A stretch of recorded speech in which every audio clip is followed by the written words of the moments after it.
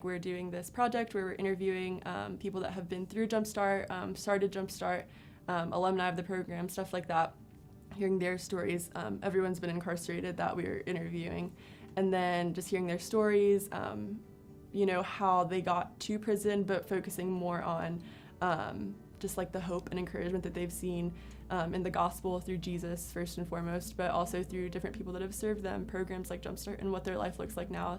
And those interviews are going to be turned into a 30-day devotional book that every inmate in South Carolina is going to receive by the end of the year.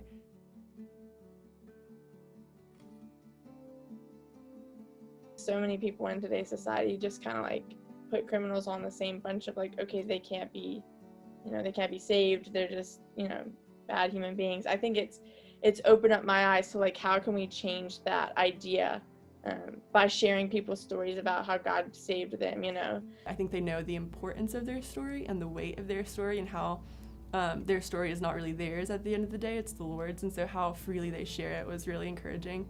It was a lot of those questions, a lot of hearing where they're at now, how JUMPSTART helped them, habits they made while on the inside that helped them on the outside. Lots of stories of reconciliation with friends, family members, co-workers, within themselves and the Lord. I learned a lot about, I think, the grace of God, just on a bigger scale of like, if God can save, previous criminals, like he can save pretty much anybody. And obviously people say that, but to really hear these people's stories, which is like incredible, like beyond our imagination, how God saved them. I think that's just so cool to hear, like God's grace is for everybody. At the end of the day, like we're all humans and we're all imperfect, and yeah, their mistakes might have been, quote unquote worse or just less acceptable to society, really, because they're all distancing ourselves from the Lord at the end of the day. So just to see how, we're not all that different. We all have families, we all have stories, we all have tough times, and just seeing how at the end of the day they're still a person. I'm grateful for especially the people that gave up their time to join the interview and to share their story. I mean, they didn't have to share how God worked in their life. It's hard for them to share their stories because it's a hard part of their life.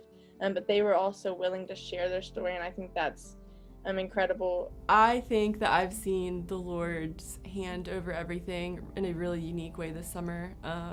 How he has his hand over like so many different lives and so many different, stories, like each of our stories. He's just completely authored them all, and it's made me grateful to see the hope and the strength that he's given others, and then how he uses others to like then pass it on to me.